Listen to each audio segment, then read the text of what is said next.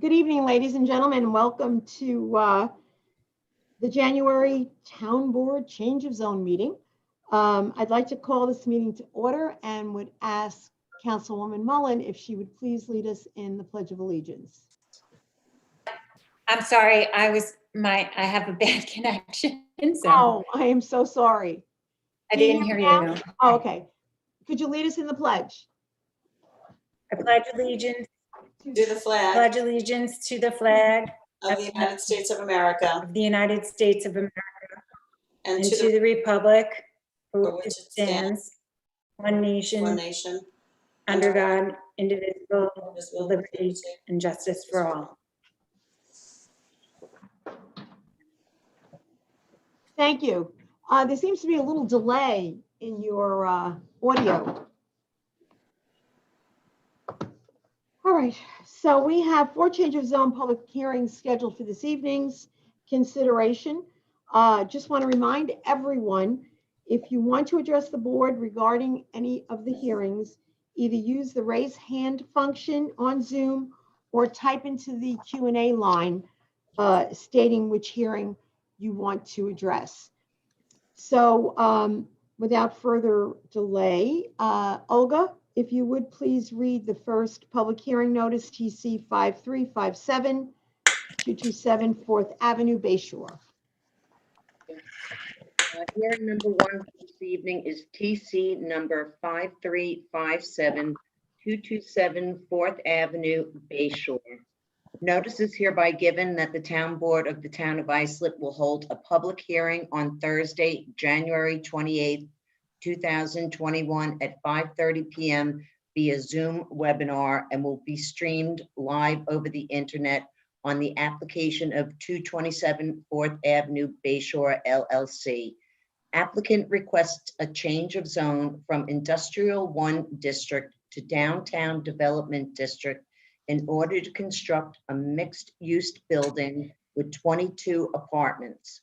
Site plan modifications are required as part of this application. The environmental impacts will also be assessed on this property located in the Bayshore School District on the southeast corner of 4th Avenue and Cherry Street in Bayshore, also known as 227 4th Avenue, Town of Islip, Suffolk County of New York. Town Board, Islip, New York. Olga Hopkins Murray, Town Clerk. Thank you, Olga. Okay, if the applicant is ready, you may proceed. Thank you, Madam Supervisor. Good evening, Madam Supervisor, members of the board. For the applicant, Joseph F. Bazell, Blanda, Visconti, 535 Broad Hollow Road, Suite B4 in Melville. With me from our project architects, Stephen Ray Fellman and Steve Favada, and Sam Glass, the principal of the applicant. We seek to rezone from Industrial 1 to Downtown Development, or DDD, and redevelop what has become a vacant and troubled property, which formerly supported a bar and a 2-bedroom apartment with a new and attractive mixed-use building. There have been a number of revisions since the original submission and the planning board hearing, which I'll touch upon. The planning board recommended approval on November 12th of last year. The applicant has signed and submitted the covenants generated by the planning department. The property is at the northeast corner of 4th Avenue and Cherry Street. It is in the heart of downtown Bayshore. Across 4th Avenue is the train station. It is a little over 26,000 square feet with 190 feet of frontage along Cherry and 140 along 4th. There is an existing building tucked all the way on the south side, close to the sidewalk on 4th, which formerly housed JT's Bar and Grill. Above that was a two-bedroom apartment. It has been other bars over the years. The bar business has really not been viable at this corner for a while. The site's Industrial 1, yet it is in downtown Bayshore. The current zoning does not really fit the location or the property today. Industrial uses are not characteristic or an asset to a downtown. And we're right on 4th, right across from the station. We're not tucked away. The industrial zoning is a carryover from a time when industrial uses relied on the railroad. It formerly supported a bar. The bar is closed. The two-bedroom apartment is vacant. The building has had issues with squatters. They broke in and were living inside and inside a gazebo in the rear yard and starting fires. My client worked with the fire marshal and boarded up the building, removed the gazebo and added fencing. The squatters then climbed through a second floor window, so my client went back and boarded up the second floor. Right now, the situation is under control, but it is winter and summer may be different. The project will be a major improvement to the property in the area. Redevelopment resolves the current zoning conditions and also addresses the current situation, providing for the future and not the past. Adjacent to south is an auto repair center on 4th, then the Long Island Railroad tracks. Across 4th is the train station and a coffee shop connected to an apartment building. Across Cherry is Bayshore Manor apartments on a much larger property. To the east on Cherry, we have Helen and Keller Painting. Again, we're seeking to rezone into the DDD. We're in downtown Bayshore. Zoning does not fit this location, not an asset to a downtown. And industrial lots are typically on much bigger properties. For most of them, you need room for trucks. You don't have that room here. The bar has seen its day. It's closed. It's vacant. The building is vacant. We're seeking to construct a new and attractive building, which will have 22 apartments. Now, that is reduced from the initial filing of 30 apartments, so we've reduced by 26%. The units are modest units. 18 are one-bedrooms, 4 are studios. There were 3 two-bedrooms in the initial filings. We've removed all the 2 bedrooms. So we've reduced 8 units and 11 bedrooms for a 26% unit reduction and a 33% reduction in bedrooms. The covenants and restrictions my client signed also limit occupancy to a maximum of 2 persons. There is 1 retail unit on the first floor. It's at the corner. It's small. It's only 2,000 square feet. The building is L-shaped, works with the property and designed in a downtown style. It has 3 stories total, which was reduced from 4 stories at the time of the initial filing. It's a 25% story reduction. The 4-story plan, there were a few, but one of them was 60 feet, 6 inches high. The current height of 46 feet, 10 inches is only the architectural treatment at the corner. Most of the building is only 40 feet, 10 inches. In a couple of places, the architecture raises that to 43, 10 inches.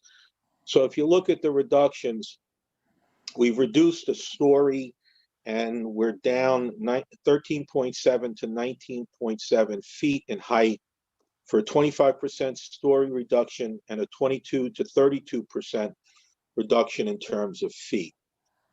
The retail unit is at the corner. Its entrance is from the sidewalk at the corner. The parking is in the rear of the building. The entrance to the parking is off the parking lot, so that is in the rear of the building as well. The driveway, the entrance to the site is on Cherry, away from the intersection. Cherry works better as an access point. It has a longer frontage, so you can pull the entrance further away. And of course, it's less traveled than 4th Avenue is, which is more preferable from a traffic standpoint. By putting the driveway under the building screens the parking lot. Parking lots are very visible in Bayshore. The buildings are more attractive. This helps address that. We comply with lot area. In fact, we're above it. We provide more front yard than required, more rear yard than required, more side yard than required. We're well under the height required. And at 1.49%, we're under the 2.5 allowable FAR. We've worked with planning all along. We've worked out the parking. We've made all of the adjustments I've already said. The architecture has been revised many times based on comments from the planning department and also from the planning board. The building is attractive. It is, the flat roof was based on a planning board comment. So we switched from a gabled roof to a flat roof. If you look at the building, you see it's not one solid wall. It's divided up into different sections. There's brick, but there's also non-brick, and there's two places where we push out just a little bit to give it an architectural enhancement. We put some molding fascia on to improve the look as well. Could you please put that slide up so we can see that? Could Mary do that? Mary can try. Let's see.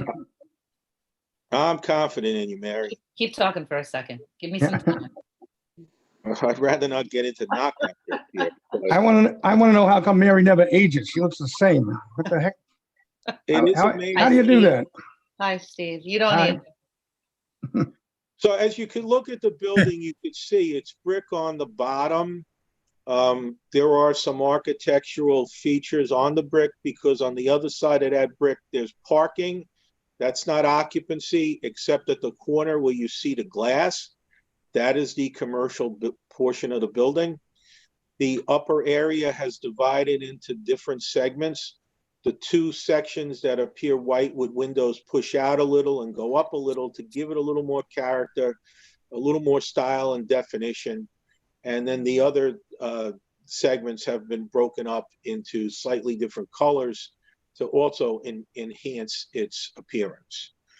Again, the flat roof comes from planning board. We have had gabled roofs on this at different times.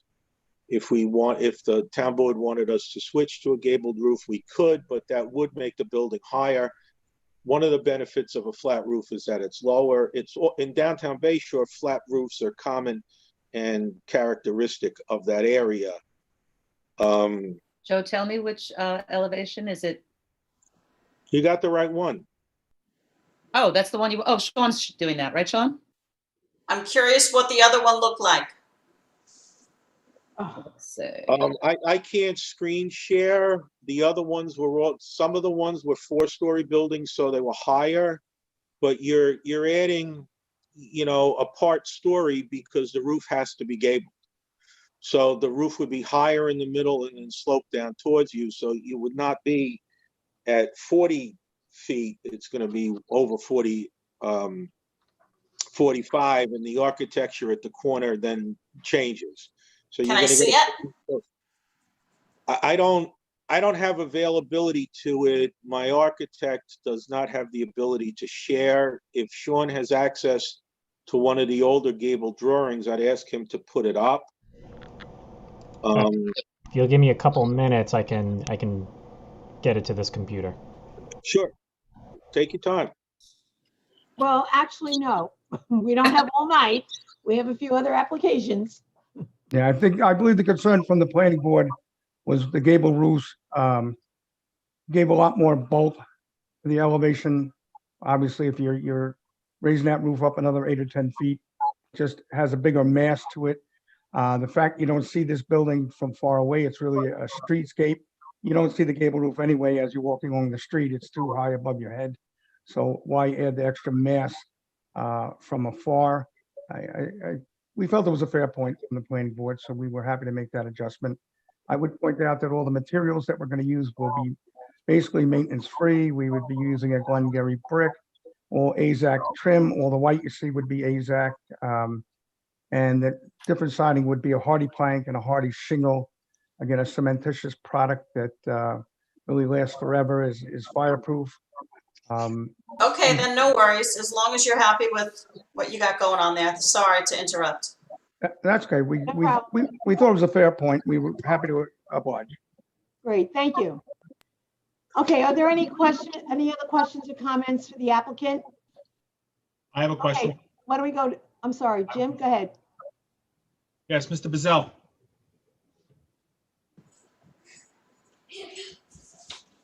Mr. Bazell? Yes? Covenants and restrictions number 12 addresses the parking relaxation. That is correct. There are three possibilities should the planning department find that the parking relaxation was too ambitious. Your client is aware of all three of those, is that correct? Yeah, I've discussed them with my client at length. He signed and accepted them. Thank you.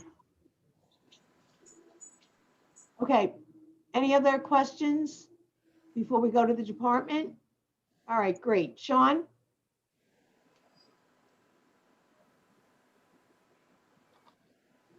Good evening, members of the board.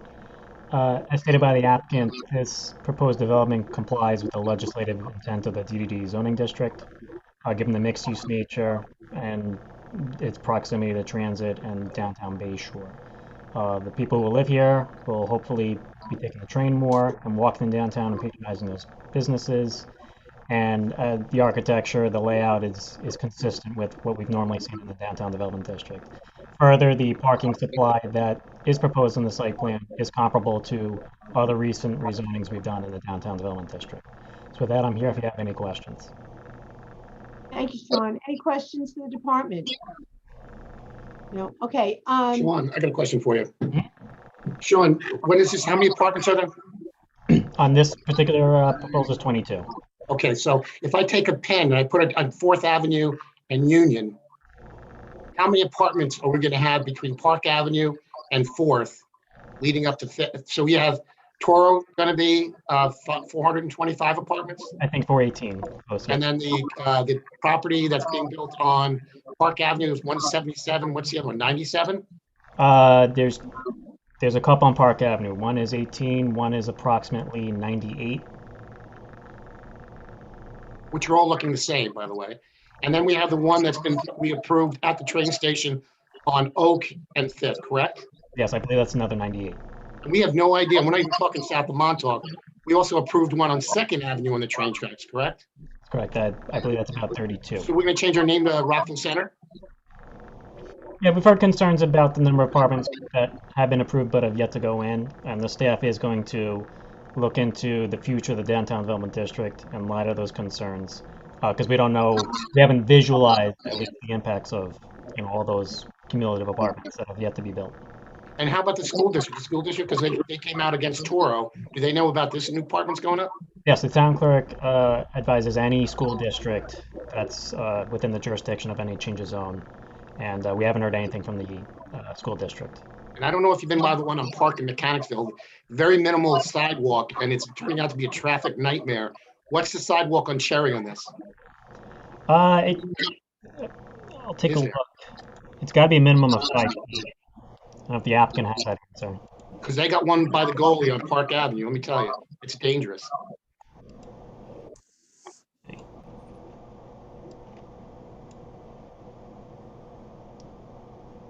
And from what I can tell, it looks like it's going to be about 8 feet all around and possibly expanding further, depending on how the Division of Engineering reviews and approves the site plan.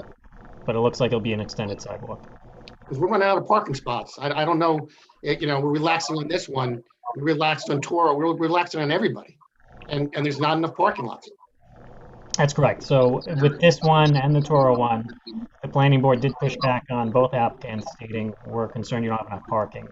So while they don't meet the town's parking requirements, they are commensurate with what you see in the Institute of Transportation Engineers data, which does take a look at these sort of not that this is a mid-rise building, but if it were considered that, it takes into account that it's in an urban area, it might be near transit, and typically they don't require as many parking spaces as, say, garden apartments you'd see in a more suburban setting. What's the inventory? And we don't know, Sean, what the factor, because all these ones are being built. We don't know if they're going to rent all out, right? So this building owner is taking a gamble that he's going to be able to rent out when he has Toro across the street, Ultimate down on Oak, the Sagano one on Park Avenue. That's a lot of apartments. What are we over 1,300 apartments now, Bayshore? It's a lot, yeah. It's probably approaching. You have no idea inventory with this economy. That's a big gamble. Thank you, Sean. Trish? So Sean, just explain to me, just for the viewers who are watching us, the parking relaxation that we are offering or being requested to offer tonight Mhm.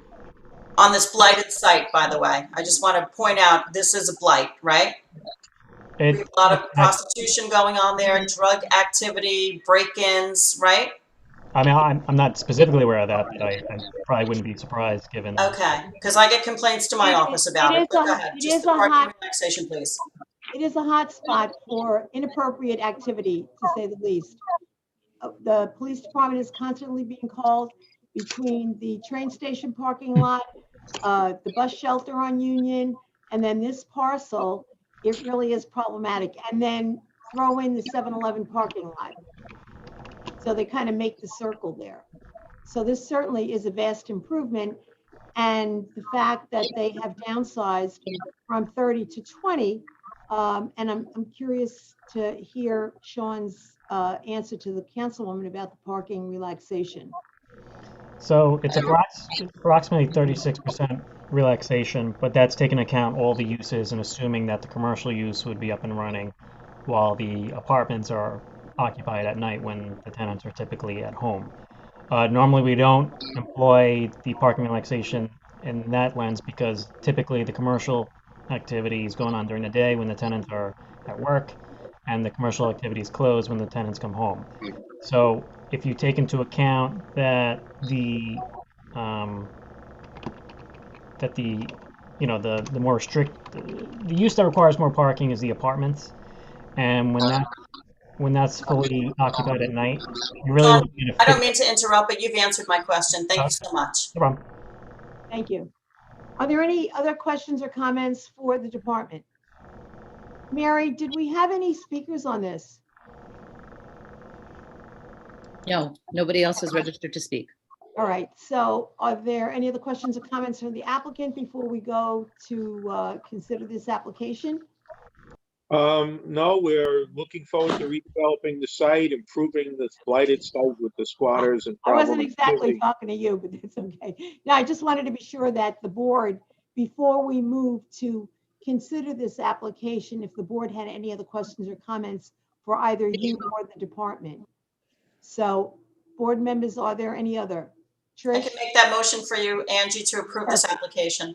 Okay, we have a motion to approve. Is there a second? Second. We have a motion and a second on the application. All those in favor? Aye. Opposed? Opposed. Okay, we have 4 in favor, 1 opposed. The application is approved. I Thank believe Thank you very much. Have a great procedurally night. we have to close the public hearing. Did you? I am so sorry. So a motion to close. Oh, you're right. I'm sorry. The motion is to close the public hearing, adopt a negative declaration, and to approve the application. I apologize. No problem. Thank you, Councilwoman. So we have that same motion, same second, same vote. 4 in favor, 1 opposed. Okay, thank you very much. We will now move to the second item on the agenda. If the clerk would please read the hearing notice.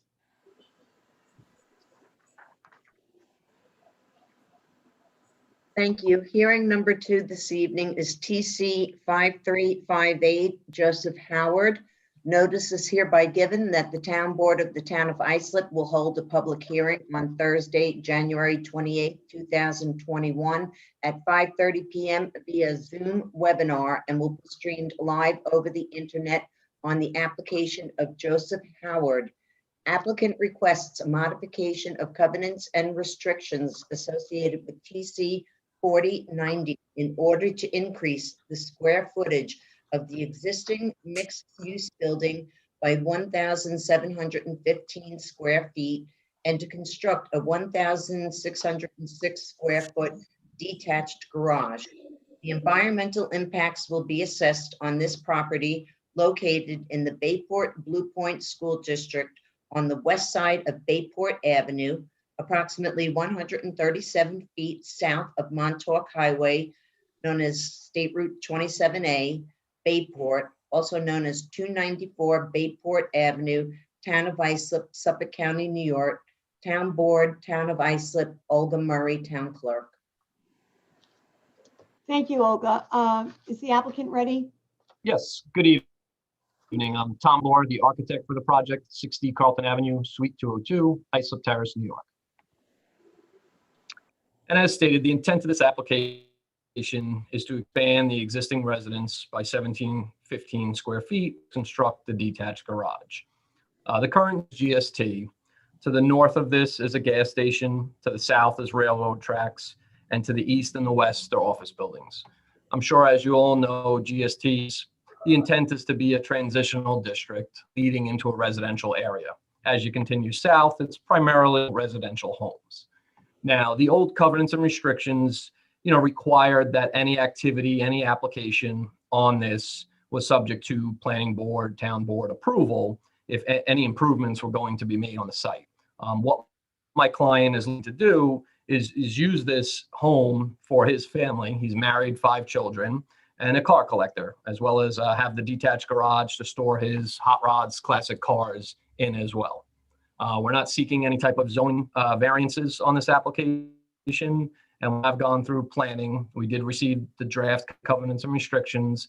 My client's in agreement with all of those covenants and restrictions. Okay, does anyone from the board have any comments or questions for the applicant while he is here? I'll ask a question. Certainly, go ahead, Councilman. Mr. Bloor, this application is for a proposed use?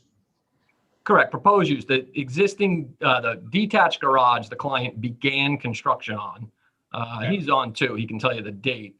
He stopped the construction, he shouldn't have, to be honest with you. He wanted to get the cars inside and safe. I do have photographs inside the garage. I know it's a big garage and hard to believe for some people, but car collectors, that's their dream to have a big garage like this. He has a bunch of 60s, 70s muscle cars inside the garage. He did stop and the frame up and then halted the construction on it, realizing, it's not the right move to make. He needs to get the approvals first. He didn't start any of the construction on the house. Mr. Town Attorney, the applicant indicates that they stopped construction. Was that in association with any sort of activity by either the town or your office? Yes, we did issue a stop work order, I believe, on Monday. Thank you. So the applicant will be required to pay triple the fees when he does apply for his building permits. Thank you. Understood. So when did, I see that this was before the planning board on the 9th of December, and then went to the Suffolk County Planning Commission, which issued a local letter of determination at the end of the year on the 29th of December. So when exactly was this construction started? In the middle of the pandemic, I believe around April or May. April or May, that's interesting. I have a question. Certainly, Sure. Councilwoman. So while he's going before our Town of Islip Planning Department, Suffolk County, and now coming before us, construction still went on? Yeah, Actually, where is it at? Where is the construction now? I heard you say something about it's going to frame it. Yeah, so in other words, Done. he did the concrete work and the framing and put the roof on it and stopped, I don't know exactly when, April, May. Did not proceed. It wasn't, because of the stop work order or anything. Mr. Architect, Well, I asked. Excuse me, but are there doors on it? Yes, Oh, so it's more than just framing. correct. It's not sided, in other words, like the So exterior is not finished. Oh, so is there, that Plywood. bottom layer that gets on before you put the siding, the insulation or whatever it is that on? Plywood. No. Correct, the plywood is on, but not insulation and siding. Mr. Architect, may I ask a question, please? Sure. Is there a foundation? Yes, Was there a foundation inspection by the Town of Islip Building Department? no. Thank you. Okay, so in April, they started construction. Our, officials went out on Monday to issue a stop work order because obviously you don't build something until you have the permissions. And that's what tonight's meeting was all about, to change the zone for this particular parcel. I also have another question about setbacks. Does it meet the setback on the property line? Is it as close as it's supposed to be, or is it closer, further? Correct. What's It the meets, setback? it meets all zoning requirements. So what is the distance from the back of the garage to the property line? 10.3 feet. And that's all that's required? Correct. Okay. It's an, you know, because of the zone GST, it required, the covenants and restrictions requires it to go through all the planning hearings. And I get that point because, you know, a GST zone could be used as mixed use. This could be an application where it's staying, you know, it's an office building with residential above, but this is, you know, being used as a residence. Mr. Bloor, I appreciate your representations to the board. You're a registered architect with your seal on the line. I appreciate it. There is an inspection process here in the town of Islip to make sure that at the foundation, when the building is being built, that the setbacks are being followed consistent with the plans that are submitted to the building department when the applicant seeks the permit. You're aware of that process, right? Correct, absolutely. It'd be 3 Thank you. inspections on a foundation. Be a Thank you. whole, And from what you've said, there haven't been any. correct. Not Okay. So from the town of Islip. I would assume that that is a problem. I mean, at this point, does the board feel we should go forward and hear from the department, or? Supervisor, I would just suggest that perhaps maybe we reserve right now so we can look a little bit further into this. Is that okay Yeah. with you? Yeah, I move to adjourn the hearing till next month, if that's okay. Is that a good motion, you think? Yeah, I think that's a very good motion. It gives the applicant the opportunity to get the necessary permits and approvals, that foundation is safe and solid and everything else that needs to be met so that we can make the appropriate judgment on this particular application. So we have a motion to reserve. Do I have a second? I'll second that. Okay, we have a I think, motion. just hold on one I'm second. sorry. I think the motion was to adjourn the public hearing. Sorry, so you know what? I'm going to withdraw that motion and I'm going to let Councilman O'Connor go forward with his motion if that's okay, because I did not get a second. Thank you, Councilwoman. Okay, so we have that motion and a second by I'll second Councilwoman that. Mullen. Supervisor, if I could just, be Oh, heard on sorry, this. go right ahead. I feel like this is happening more and more, and we need to really take a look at this. How can we make a decision on something when he has already done all the work? And this is almost like you need to come here first before you do any of your work. And I'm just very disappointed, and I think that we need to do our due diligence and really investigate this a little bit. Well, I think the outcome of this has shown that we have been doing our due diligence, and I thank Councilman O'Connor, Councilwoman Mullen, especially on this, and everyone else's support. So we have a motion and a second. All in favor? Aye. Opposed? Okay, thank you. To Thank you. clarify, Have a good We'll evening. see you next month, and hopefully you'll have all your i's dotted and your t's crossed. Madam Supervisor, Okay, sounds good. adjourn the entire hearing. Yes. Yes. Okay, thank you. Okay, let us move now to item 3.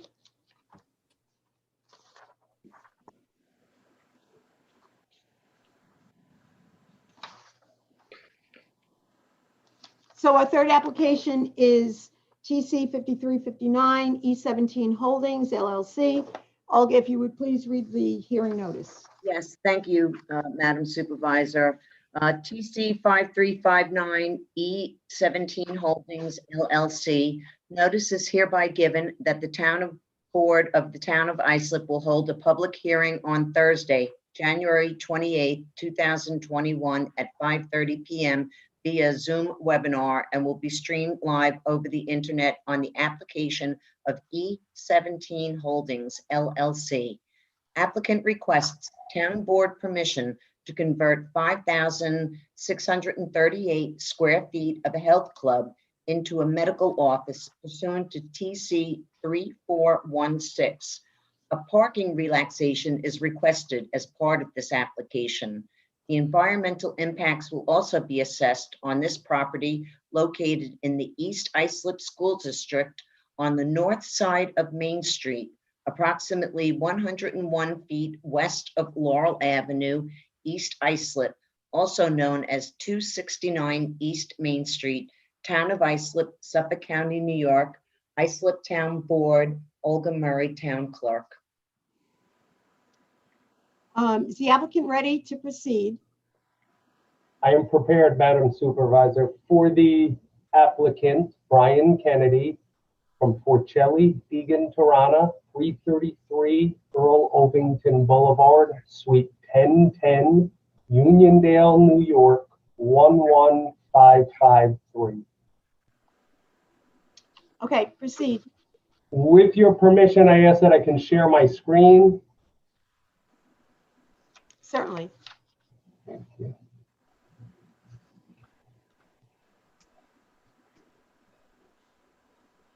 Can you guys see it?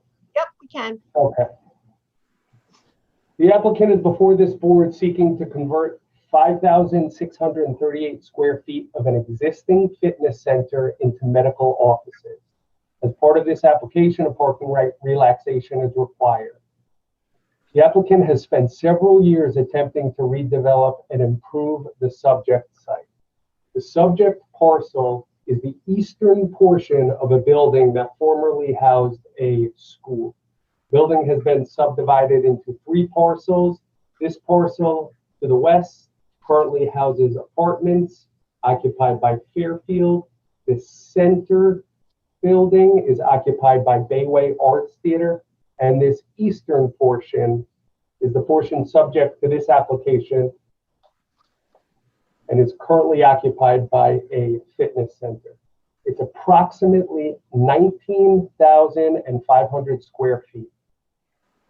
This application calls for a repurposing of the southern portion of this site, approximately 1/4 of the existing building. As fewer people utilize fitness centers, there is no longer a need for the additional space. In fact, as you'll hear later from the principal of E17 Holdings, several previous operators have failed at this location because they simply cannot support a fitness center in 20,000 square feet. I understand that members of the health club have expressed concerns about this proposed re-tenanting. However, the owner of the fitness center needs to shrink this space in order to continue to operate at the site. Additionally, the proposed re-tenanting will allow for drastic improvements to the existing fitness center as well as the exterior. Lighting improvements will be installed at the rear of the site in addition to surveillance cameras. I'd like to point out to the board that this medical use is a valuable use to the community, and more importantly, it is complementary to the existing uses at the site. The proposed tenant will be Stony Brook Advanced Pediatric Care. They have 12 sites throughout Suffolk County. This site will provide state-of-the-art medical services to pediatric patients in the Islip community and will serve the same role as the Stony Brook Advanced Pediatrics site over in Islip Terrace. As the board knows, the applicant is seeking a parking relaxation as part of this application. All parcels on this unique site share a cross-access parking easement. Now, as part of this redevelopment, this parking lot right here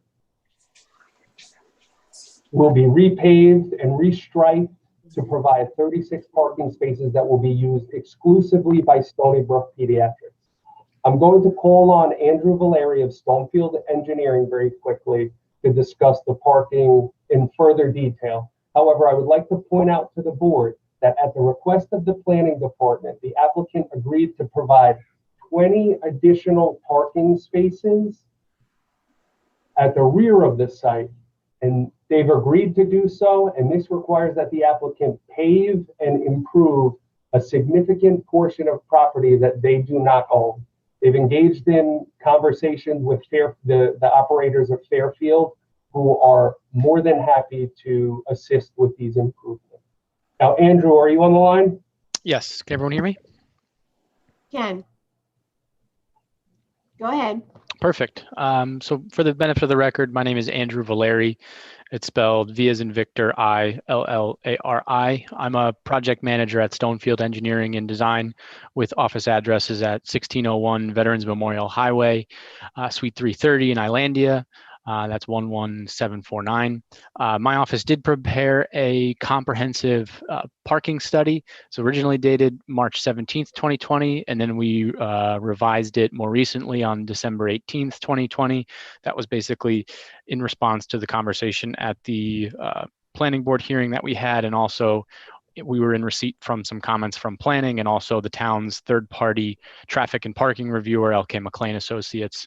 So I'm just going to try to keep it as brief as I can tonight and just explain how comprehensive and how thorough the analysis was, specifically regarding parking. So a parking study in a nutshell has two components. The first part is to establish the existing baseline condition, how many people currently park here today and how much availability is there. The second part is overlaying the future parking demand of what the application is trying to do. And as Mr. Kennedy mentioned, what we're seeking to do is take a portion of the existing gym today, it's 5,638 square feet, and convert that to a Stony Brook Pediatric Center. So basically, the exhibit that you see in front of you, Figure 1, was prepared by my office. We conducted parking counts at all of the parking lots that are kind of interconnected in this area. All the buildings are associated with each other under different ownership, but to a common member of the public, you wouldn't necessarily know that there's a lot line that you're crossing. There are shared parking agreements with all these parking lots, so that was really the focus of our study. Next important question is when we did our study. We did this in early March 2020. It was actually just a couple of weeks before things in the States started to shut down with COVID. It's actually the most recent time that we could have done our study that's not affected by COVID-19. We did our counts on 4 total days, 2 weekdays and 2 weekends. Why we did them on 2 separate days on weekends and weekdays was because there is a theater school. It's the building that's center in the page right now. They have some events that would occur in the evenings and also some weekends for events, and they tend to gather larger crowds. So we wanted to make sure that we compared what does parking look like with an event and without. That basically establishes the baseline. Like I mentioned, we know how many people park there today, how many spaces are available and where. Translating to the future now, we think about what's proposed. The gym would stay as is. It's consolidating in footprint. We're not taking any credits for the gym reducing in size. We're going to assume that the gym stays as busy as it is. Then what we did was we added extra parking for Stony Brook. We did that based on the town standard for how much parking medical uses need. And then when you take the baseline, you add on how much extra parking you have. The next thing you need to account for is what's going to happen to the parking in the parking lot in the future. Lot A today, it functions as the front parking area for the gym. That would change in the future. The front entrance to the gym would be relocated to the rear and basically in parking lot D. There's no access to the gym from the front of the building. 100% of the gym activity is going to have to translate to the back because that front area, Lot A, would be exclusively for Stony Brook. And as Mr. Kennedy mentioned, that would be restriped and repaved in the future to provide 36 parking stalls. It has more parking stalls today, but it's really, they're all of substandard dimension. It's a very tight parking lot. So what we're doing is we're cleaning up that whole area, bringing it up to industry standards to make sure that it operates much better in the future. And then, as Mr. Kennedy mentioned, a recommendation from the planning board, it was actually Covenant 8H in their resolution, was to provide 20 additional parking stalls in the rear. So what our analysis showed is that the parking lot with the minor reduction in the front, it still would have provided enough parking for the addition of Stony Brook. Now what you have here after the recommendation from the planning board is that we have 20 extra spaces. So it functions even better than what we had analyzed. So one of my last couple points here will be about the types of uses that you have here. They're very symbiotic. Stony Brook would operate, they're during the weekday, they close at 5 p.m. The theater school next to us, they have class schedules. The earliest they start is 4:30, and basically there's classes later in the evening when Stony Brook is closed. The events that the theater school has, they occur on the weekend. Stony Brook has basically a skeleton staff on the weekend. They're not even open on Sunday. So, do you see an overlap in parking from all of the uses on the property? Somewhat, not really. There's definitely going to be enough parking available in this area, especially when you factor in the extra 20 spaces that we're going to do. With that, I'd be happy to answer any questions from the board. Andrew, did I hear you say that all of the existing parking is going to be restriped and reconfigured? All of the parking in Lot A, that's on the left of the screen. Okay. Okay, I've got some questions. certainly. Councilwoman? Okay, so Andrew, this new parking lot that you're proposing on adding on, what if we, and I'm not saying that this is what I'm not speaking for my fellow board members. I'm asking you that if I say I'd prefer to, reserve decision until I see this parking lot built, and then come back to us, because I work out at this gym. I jog from my house to this gym and back from this gym. I don't see a traffic problem while I'm jogging there and jogging back, but there's already a parking problem there. You have apartments. Now you're adding a medical office to a parking lot that's already packed. And if you try to move your parking to the back of the building, how are you doing access along that very long, windy sidewalk behind the building? Because I got to be honest with you, nobody's going to park back there. They're all going to park in the front of the building. Did you say the entrance to the gym is going to be in the back only? That's correct. That's correct. I'm not sure I'm the best one to answer that question regarding the new entrance. Right, but for the the great gym. portion of the building is not part of the gym. The great portion of the building is a different use. And that's what's in the Is this what future. you're referring to, Councilwoman? What? Is this what you're referring to, this gray portion? Yeah. That you're correct. That will be the medical office right there. The entrance the only entrance to the gym, if this re-tenanting is granted, will be back here. There will be an incentive for people to park at the rear, as the only entrance will be back here.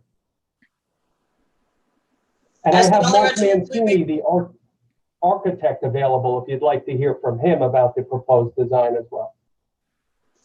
My question to you is, if I made a motion to reserve decision until you build that additional parking lot, would that be an option for you folks? I don't think so, because there is very little incentive for the client to expend quite a significant amount of money, unsure if it's going to get any approvals. I just don't see how else it works. Okay. Well, these spaces are required as part of the covenants and restrictions. They will be put in before the applicant receives a CO or any other work. That whole parking lot? Should be. Well, I need a yes or a no. If that's what the town requires during site plan approval, then we will abide with whatever the town requires.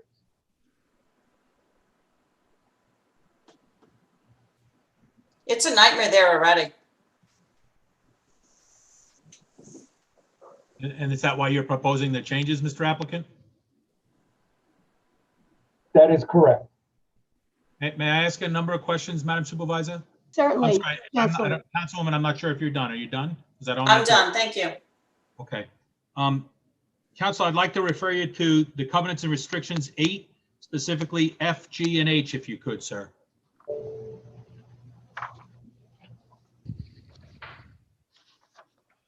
Yes. You mentioned the new parking lot. If you put the other screen share up showing the aerial of the site. Yeah. In the back there, which is identified as Viola Place. Viola Place, I think, is a little bit west of this site, But in the back there, that is residential senior housing, is that correct? Yes. And that's where the new parking lot is going to be adjacent to, correct? The new parking lot will be right along here. It will not encroach, as currently proposed, it will not encroach on the buffer that exists there. The proposed parking as it stands is merely a proposal. We have presented two separate options to the planning department, and we are happy to provide whatever they see fit. I'm not arguing with you. I'm not arguing with you. I'm asking a question if I can. Specifically with respect to 8F, it talks about on-site lighting, and I think in your presentation, you mentioned that in building the new parking lot, you're going to have to put in some new lighting, correct? Correct. And that lighting will be adjacent to what is now a residential area, correct? I don't believe we have proposed locations for that additional lighting. Councilman, the proposed lighting I was referring to would be at the rear where the new entrance to the gym was. Right, I saw that in let's see, that would be let's see, that would be covenant restriction 8I and then 2 double I's, the bollard lighting to illuminate the walkway area. Is that correct? Correct. Okay, I'm talking about the lighting for the new parking lot. We get complaints here, obviously, from this board when you start installing new lighting adjacent to residential. You can understand that doing land use, right, council? Okay. So that is why this particular item 8F, when it refers to all on-site lighting, shall be positioned and shielded only to illuminate the subject parcel, so as not to put ambient light or light traveling onto the neighboring residential property, correct? Correct. And is there any landscaping plan to also further shield the new lighting from the residential neighbor just to the north of this parcel? Not at this time, but when we go before the planning department for site plan review, we will ensure to comply with landscaping requirements imposed by them as well as lighting requirements. All right, I'll reserve those questions for Sean. Thank you, council. Thank you. Are there any other questions or comments to the applicant at this point? Because I think we should probably hear from the department. Okay, thank you, gentlemen. Stand by. Sean, if you will. Sure. Thank you, Supervisor Carpenter. As stated by the applicant, the town's traffic consultant did review the parking study submitted by the applicant, and he determined that due to the overall net loss of 20 stalls for all 3 other uses on the site, which were excluding the medical office, which has an exclusive parking lot, he recommended that those 20 additional stalls be installed to the rear. The applicant agreed to do that. At the time that the planning board recommended approval of this application, there was not a fully engineered site plan to demonstrate how those parking spots were laid out. So if this is approved moving forward, it will have to undergo a site plan review. Any deficiencies of that site plan will be referred to the planning board, whether that be lighting, the buffer issue, site circulation, anything that doesn't comply with the town's site development regulations will go back for the planning board. So right now, this is very much conceptual in nature. So any other future issues, should the board approve it, would go to the planning board.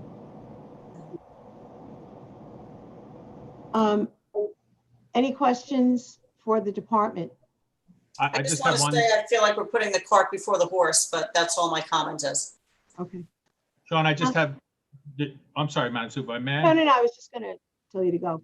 Sean, I was just going to say that I noticed in covenant restriction number 10 deals with landscaping and really only talks about the street trees. I would ask if we had a second look at the covenants and restrictions, if we could put some landscaping in adjacent to the new parking lot that will be built to help screen the new parking lot from the neighboring residents. I would also ask if we really took a look at the lighting, engineering took a hard look at their lighting plan to make sure that they were using the appropriate fixtures so as not to have light traveling over into the northernmost residential property. Okay, Sean, those are noted? Yes, we will add those to the covenants should this move forward. Thank you. Thank you. Before we go any further, Mary, well, are there any other questions or comments to the department? All right, Mary, do we have any speakers on this? do. We have about 6 or 7 people who are in the attendee panel and have registered. Only 2 have stated that they'd like to be heard, though. So I will move in the Okay. first person 2 who wants to be speakers. heard. And just to remind the speakers that you have 3 minutes to address the board. We'll be listening. So please go forward. Mr. Cohen, are you there? Mr. Cohen. Let's see where he is.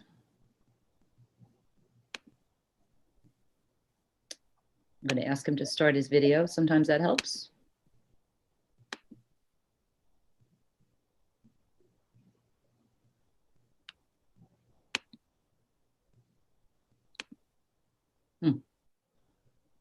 All right, do you want to go to the other? There he is. There he is. Oh, okay, Okay. good. Mr. Cohen, just unmute yourself. Lower left-hand corner. There you go. Okay. I have 2 particular concerns with this plan.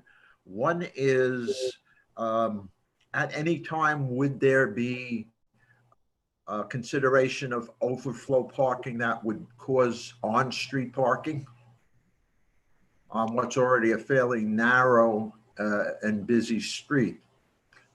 My other concern is the ingress and egress from this parking lot. Will there be restrictions as to which direction would be the safest to be turning coming out of this parking lot? Okay, those are very good questions. And when the applicant comes back up, Mr. Cohen, we will have him address that. Thank you very much. Make sure you can still listen. Thank you. Thank you, ma'am. You're welcome. And before we go back to addressing those, could we have the other speaker, please? I was just asked if Bradley Lippman could speak. Bradley? Bradley is the principal of E17 Holding. Okay, well, we're going to get through to the speakers before we hear any more applicants. Okay? Okay. All right, so we have one more speaker. Mr. Cohen, I'm going to ask you, since you're still with us. Yes. As I stated, a lot of the people who live in your complex with you have stated that they wanted to attend, but only one other said she wanted to speak and she's no longer with us. Do you think that there's somebody else that would like to speak? I believe there are other people who are viewing this meeting. There are, for sure. Yeah. Can anyone change their mind and speak if they would like to? Yes. Well, I shouldn't answer for the board, but. Yeah, thanks, Mary. Thank you. Appreciate that. Really, Mr. Cohen, if there's anyone that wants to speak, please. Until we've taken a vote, they certainly can.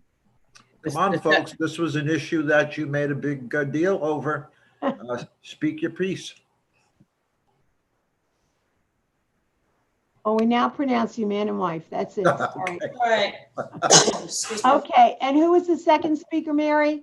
She registered today. Her name was Geraldine Gerns, but she's not in the panel right now. We do have a phone caller in the panel, and if that phone caller happens to be Geraldine, you'd have to hit *9, and then your virtual hand would be raised, and then I could allow you to speak. Geraldine, can you hear us?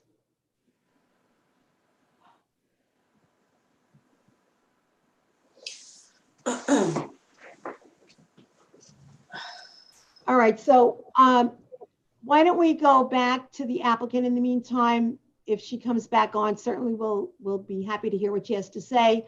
But I'd like to have the applicant address Mr. Cohen's concerns and questions. Madam Supervisor, item number 9 of the proposed covenants and restrictions speak specifically to Mr. Cohen's concerns regarding spillover parking. As they exist, the applicant is willing to accept these restrictions regarding spillover parking and any other restrictions imposed by this board at this hearing. Okay, but I think it's there, but Mr. Cohen needed to hear it from you. And Madam Supervisor, I just did promote somebody who indicated she wanted to speak who does not live in that complex. And that is Eleanor Gum. Eleanor, did you want to be heard? Let's see.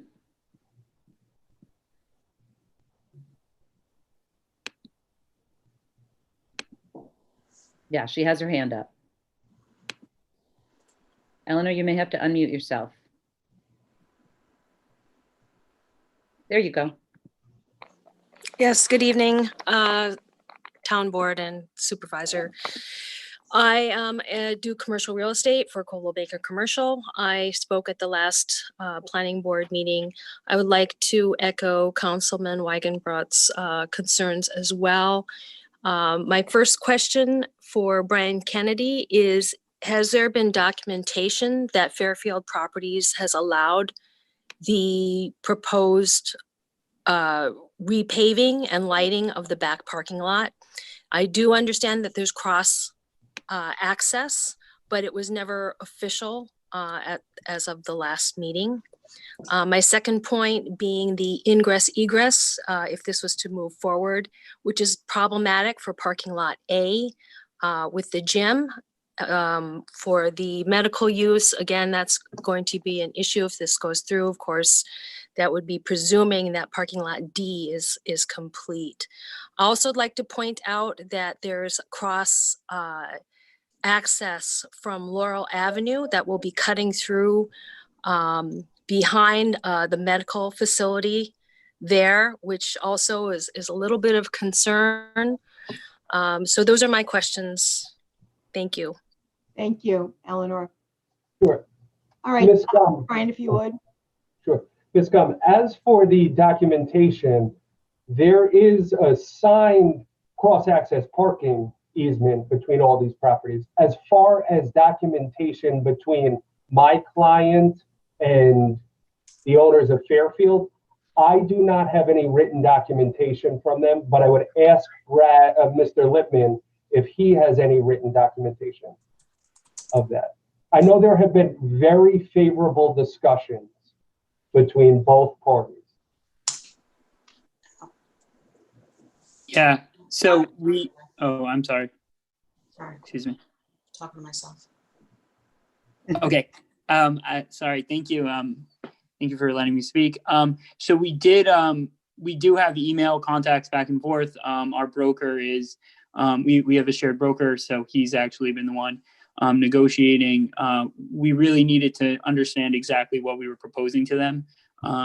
With the board's approval, obviously, we'd be able to move forward, but they've seen what our intentions are to create more parking for the space, and they have no issue. I mean, all it does is add value to their property by creating more parking. I completely agree with the councilwoman. Parking right now there is atrocious. I come there maybe once every 2 weeks, once a month, walk around the gym, and it is a huge problem. That's why we believe that creating these many more spots in the back, and there always are open spots in the back as well, but because of the entranceway being in the front and that being a much more aesthetically pleasing way to enter the gym, many more gym members will park in the front. So we're hoping by really creating a much better experience in the back by making it beautiful with, planting. I don't know if you've seen it. There's like a fence around the property right now with like just dead trees around. We're getting rid of all of that. That's being paved. We're going to put benches out there.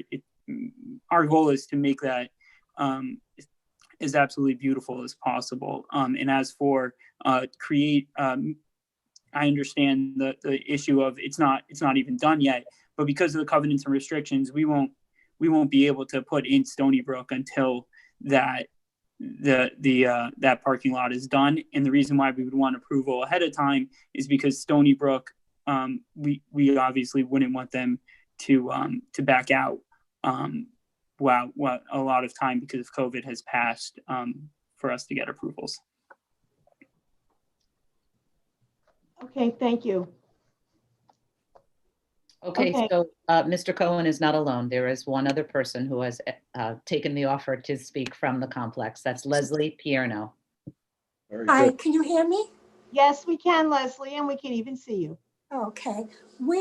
I live in the complex and it's elderly people. I don't know if anybody's familiar with Laurel Avenue, but it's blind when you make a left from Main Street going in either direction, north or south, east or west. You do not see that block.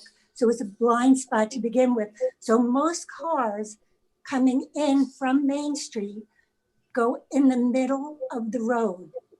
So what happens is if you have those cars exiting the gym, and it's not just gym people, the staff is supposed to park back there too. So you have people exiting the gym onto a street that's very narrow, that a lot of elderly people are driving on and walking on. Now, if they come down to Main Street and try and make a left, and some people will because they're not familiar with the area, so they'll come down Laurel and they'll make a left onto Main Street. You can't.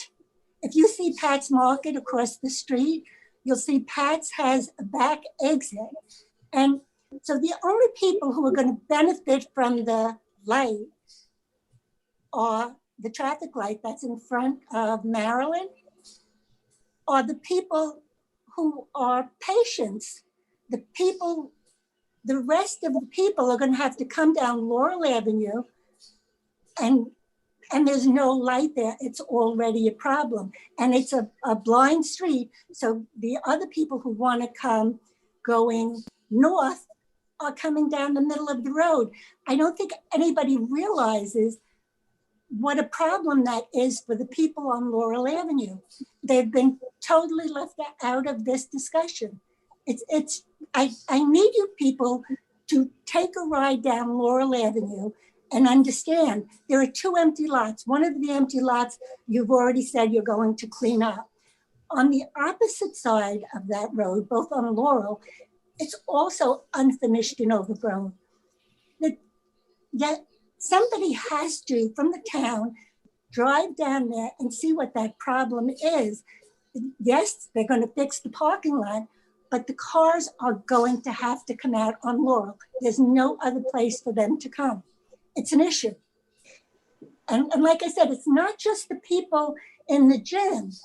The staff, we were told the staff is not allowed in the front parking lot. So they will be parking back there too. So now we're talking about a number. And this gentleman saying that right now the gym isn't busy. Well, yes, you're right, COVID, but the gym is quite busy when COVID is over, and we all are hoping that it's going to be over soon. So I don't think the parking and the entrance and exit, I'm sorry, I'm going on and on. I don't think it's been taken into consideration, the impact on Laurel Avenue. All right, thank you for raising that, and I will ask the traffic consultant to please address that specific issue. Sure. I think I understand the concern and the comments. What I want to point out is that we're not proposing to expand any floor area. This is an underutilized part of an existing building that Mr. Kennedy mentioned has some history to it. So this is an adaptive reuse of a building that's already there. We're not asking to expand any floor area, just better utilize the space. It's the front parking lot, the rear parking lot, it's somewhat blighted right now, and those would all be improved as a part of this project. We think there's a lot of good associated with it, and then the impacts of such are negligible. And that's the concern about traffic on Laurel Avenue wasn't a concern that the town's consultant brought up, and I think that goes to the fact that this isn't over intensifying this use. This is really just using what's there and improving it. It really isn't. You're taking that parking lot. I'm sorry, Leslie, but you had your opportunity. It's not a debate. But I thank you. Okay.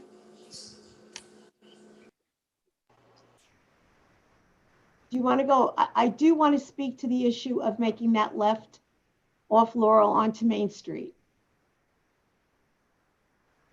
Did you look at that? The left going southbound on Laurel onto Main Street. Well, I guess the question that we need to ask ourselves is, would that left turn movement get increased as a result of adding the Stony Brook Medical Center? And I'm not exactly sure we could draw a direct relationship between the two. Main Street, everyone knows it. It's difficult to make an unsignalized left turn. Laurel Avenue is, 1 block away from the signal in front of the site. So what happens is when the light turns red on Montauk Highway, there are some gaps created in traffic. We think that the increase in traffic, if any, associated with this project, it would continue to use those gaps in traffic that are there right now. So in terms of the impact of the project on Laurel, I don't see much. Okay, let us go to back to the department. Unless anyone has any other questions or comments for the applicant. Sean? Yes. I'm not sure what you want us to elaborate on, other than, our analysis of this was solely reliant on our traffic consultant's report, who simply indicated that because of the net loss in parking for the other 3 users on the site, more parking was warranted. No other traffic analysis was done, so that's what we based our analysis on. If the board wants to look further into the turning movements, we can certainly explore that with the applicant and our traffic consultant. But me not being a traffic consultant, I'd hesitant to, Sean, the 2 parcels on either side of Laurel, who owns those? Fairfield, I believe, owns the parcel to the west, and the doctor's office is owned by another private group to the east. Okay. Because we probably should do something about getting them to clear some of that vegetation so that it opens up the sight lines when people are coming in or out of Laurel. And that might address some of Leslie's concerns too. I can address that with engineering. All right, thank you. Appreciate that. Okay, so that takes care of any speakers that we had. Are there any other questions or comments for the applicant or the department on this particular application? Supervisor, I have a question for the department. Certainly, Councilwoman. Sean, I'm just looking at the overhead picture right now, and it appears that there is an entrance to a parking lot on Laurel in the picture that I'm looking at, just to the, I guess, the northeast of Date. Do you see that? I don't know Yeah, correct. Is that utilized by the gym currently? Who's utilizing that now? Just the doctor's office. Which is the white building, the roof of the white building, right, Sean? Correct. Thank you.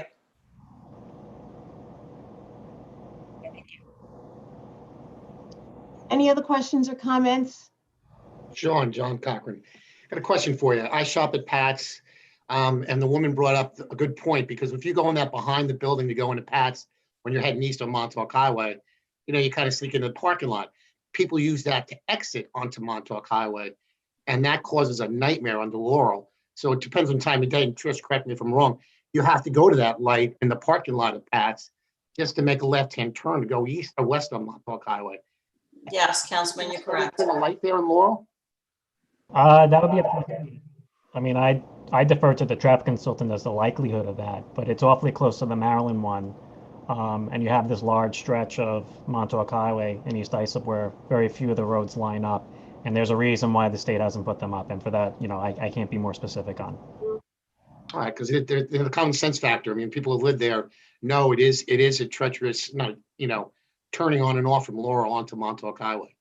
Because that shopping center is busy and you have a lot of activity in that part of East Islip. Mm-hmm. Okay. There are no other comments or questions for either the applicant or the department. I would entertain a motion on this application. Supervisor, if you don't mind, I feel like this application is still half-baked, very much like the garage that we just had heard. And perhaps we can also reserve decision on this and maybe come back and revisit it at the next meeting. My only comment with that would be, I think the proposal is an improvement to the existing conditions on the site. What troubled me was that they're talking about building a parking lot in the rear of the lot, in the rear of the property. What's being depicted on this particular graphic in the screenshot now is Area D, and yet all they have is email correspondences with the other property owner. There's no agreement in place. I understand Mr. Lippman's concern that he didn't want to enter into an agreement with them if he didn't know how this board was going to go. So what I would propose is that we close the public hearing and reserve decision until there is a lease in place, at least, for these additional parking spaces. I don't know how we can approve it without there being anything formal in place between the two parties. So I would propose that we close the public hearing, and that would be my motion, Madam Supervisor. Okay, I agree. I think that's reasonable. At least the hearing is closed. And I'd like to second that, Madam Supervisor. Okay, so we have a motion by Councilman O'Connor, second by Councilwoman Bergen, to close the public hearing and reserve decision. Come back next month. All in favor? Aye. Opposed? Okay. Thank you very much. And that takes us to item number 4. TC 5360, 2300 Sunrise Realty LLC. Madam Clerk, if you would please read the hearing notice. Thank you. Number 4 in the final hearing for this evening is TC number 5360, 2300 Sunrise Realty.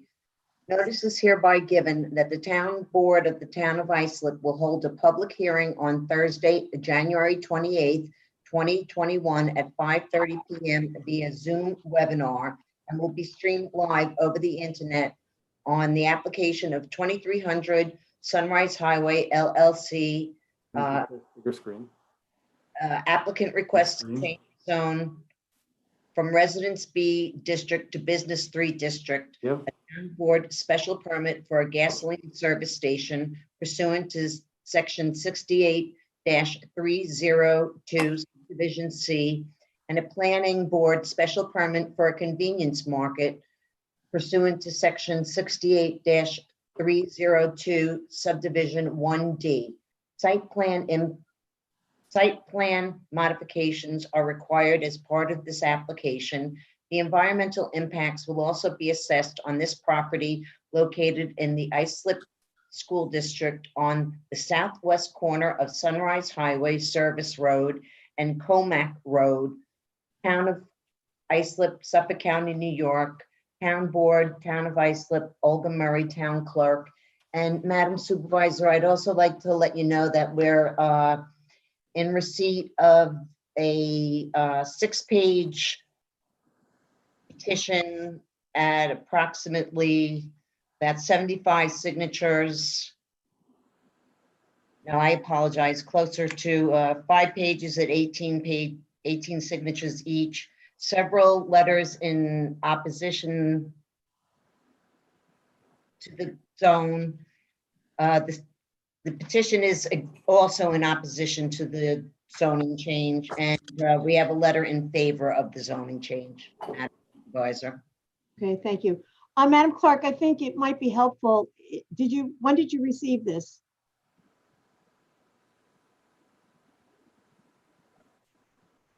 I don't know if this was something that the planning board saw or if this is something that came directly to me. Okay, I would just ask that we, have this information sooner rather than later in the future. Okay, we're ready for the applicant now. Supervisor, members of the town board, Guy Germano, 4250 Veterans Memorial Highway, Holbrook, New York.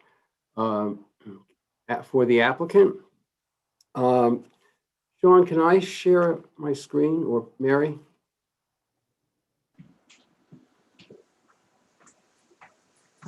Mary? I think Sean. Sean? Where are you, Sean? Okay. Tom's, I don't know if I have that authority. Well, I think you No, just it have looks to, like am I sharing? I think you have to stop sharing, Sean. Can you see it? I wasn't You sure. are, you are, Guy. Okay, thank you. Okay, I think everyone is familiar with the site, but just to review it, the site is located on the southwest corner of the Sunrise Highway Service Road, Comac Road here, and Grant Avenue here. And this is an aerial photograph, and we've superimposed the proposed new site development on the existing site, so you can see how it fits in.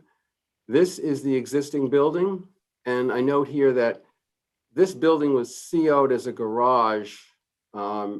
As actually the first CO, the first record of it is 1941 as an addition to a garage, and then in 53 more additions to a gas station. So I think when there was a garage, it was also a gas station. They just referred to it as a garage.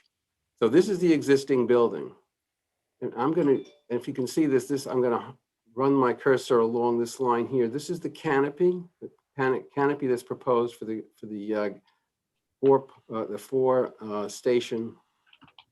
pump station. This is the canopy here, and the 2,000 square foot building is back here.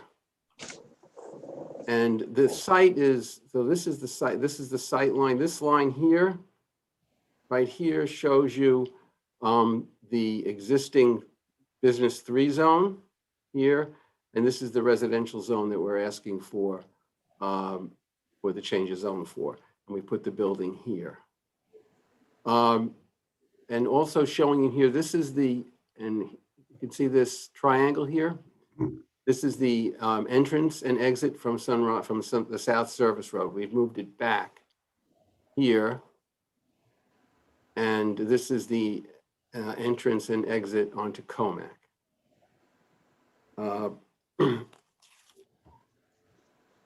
We've been working on this for, I think, a year and 5 months as of today.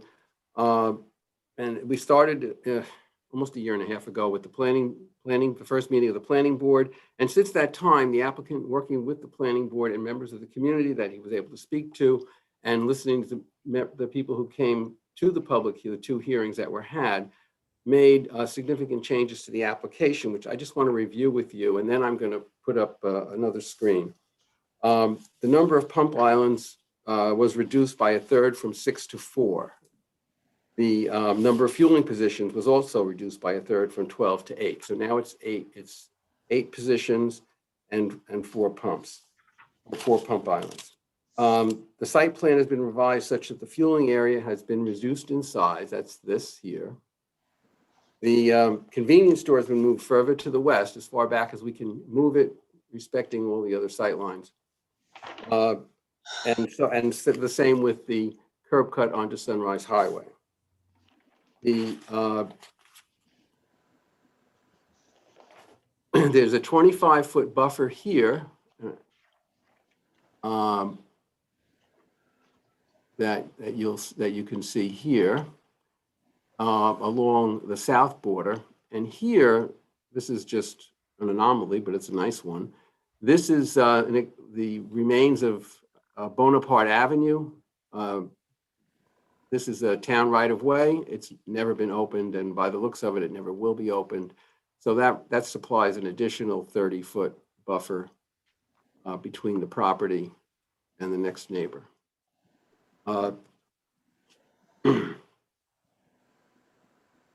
The delivery trucks will be entering the site, gas trucks and other delivery sites, from Sunrise and exiting to Sunrise Highway. And our traffic consultant is here, and he can go over the circulation plan, but essentially the the trucks delivering gas will be entering here and depositing, delivering the gas here, going around the building and back out onto Sunrise.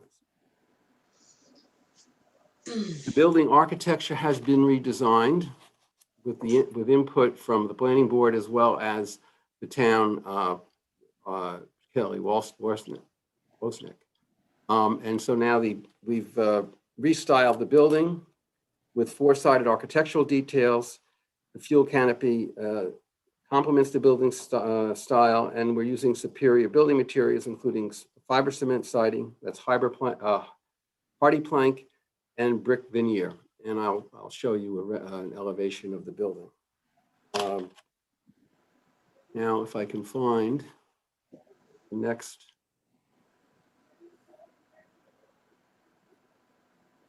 Screen.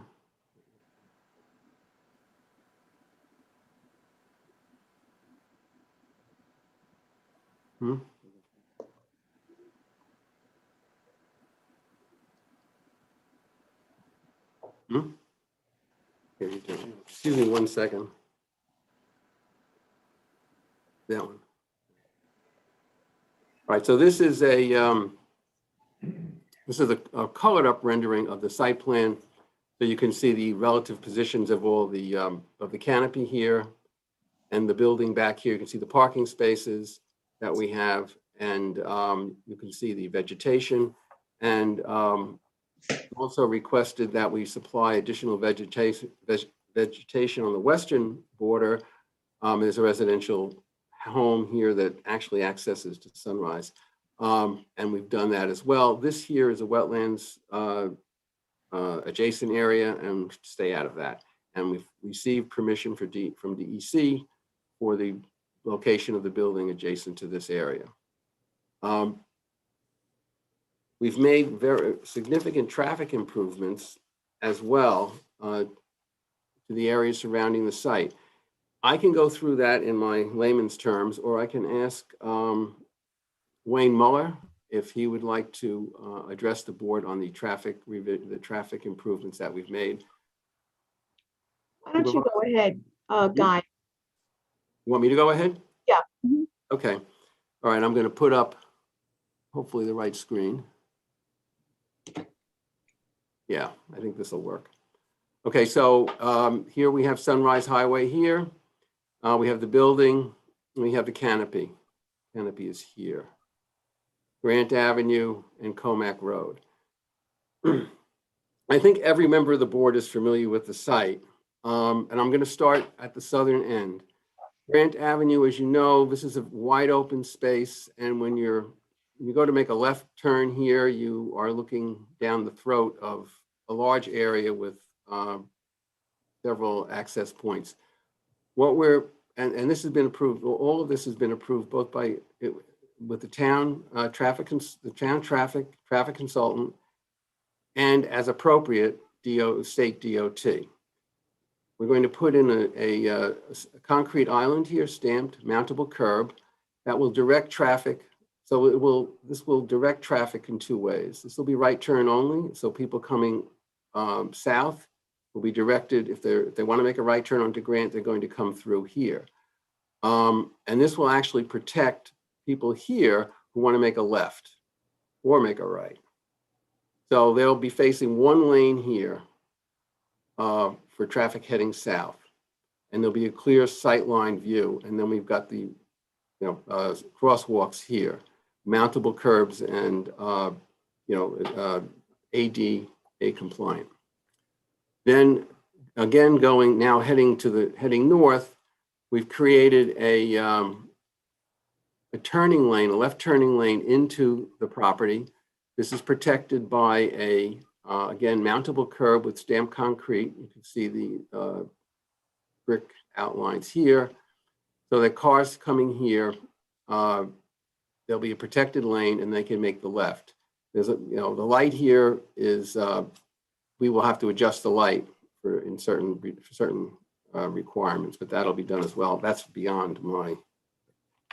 This is existing here, and but we will be making some improvements here as well. You can see we've got the brick going here. We've got the crosswalk going across here, and cross hatching here. Also, a significant DOT has approved these curb cuts here. So they're fine. State DOT has approved these curb cuts. In order to protect this turning movement here, state has agreed to that we can put and you see the sign here if you can see it, no turn on red. And so we're going to create a no turn on red signal sign here. And it'll be right turn only as you go into that lane.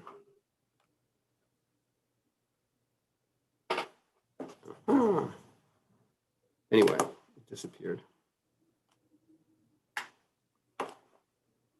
There it is. Okay. All right. So there'll be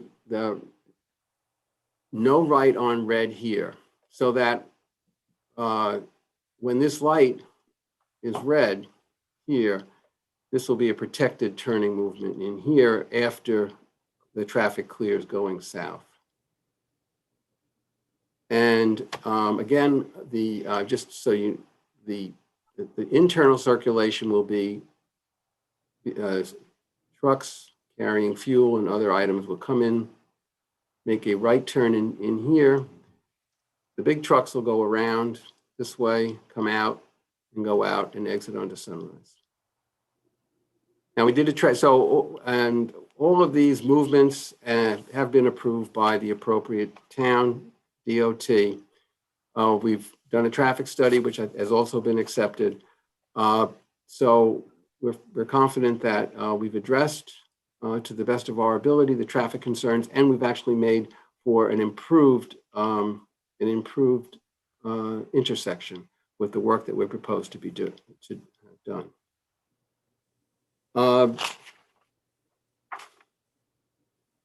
Now I will show you, when I find those, I want to show you the rendering of the building here somewhere. Well, here's the, these are the building elevations. As you can see, the architectural is definitely home type of residential type of look with a very nice pitched roof. You've got dog houses here, and you've got hardy plank here, and you have the brick here and here. And it's the same on all the elevations. The front and on the east side, the right side elevation, you can see that. Even the rear elevation and the left side elevation, you can see that they're all same materials. Canopy will also carry the same type of material. They also have a rendering. That's up. There we go. Oh. So here's a rendering of what it will look like, if you can see that. And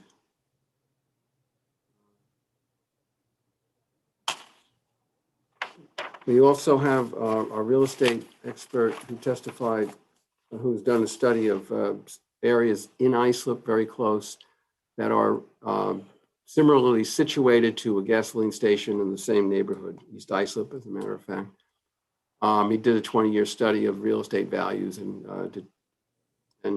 testified before the planning board that there was no significant difference as to whether you were within the, within an eighth of a mile of the building, the station, or whether you were a quarter of a mile, half a mile away. And he's available to testify as well. And that pretty much wraps up the application. And we're here for questions. And if you'd like to hear from the experts, we have them as well. Are there any questions at this point? Let's hold, I'm going to suggest we hold the experts in abeyance because we have some speakers. Okay. And then we can address those concerns if they're raised. But let's go to the department unless anyone has a specific question for the applicant at this point. Okay, Sean? Thank you. As stated by the applicant, they are proposing significant traffic mitigation, which has been supported by the town's Division of Traffic Safety and the town's traffic consultant. You already saw the architecture, so that's an important component of maintaining the nature and character of this particular area. And while the intensity of the site is going up, it is along Sunrise Highway where, Business 3 is not unusual. So, like I said, the traffic impacts have been thoroughly vetted. All the concerns of the town's independent traffic consultant have been addressed, and I'm here if you have any questions. Anyone have any questions for the department? I just have one comment if I could. Certainly, Jim. Sean, I want to thank you and I guess by extension, the applicant. When I met with you on January 15th, I expressed a concern about the westernmost buffer and that we were reducing the buffer there. So my concern was that we increase the landscaping. And I noticed that the covenant restrictions 11C reads very different tonight than it did at my briefing. So I appreciate that. I thank you and I thank the applicant.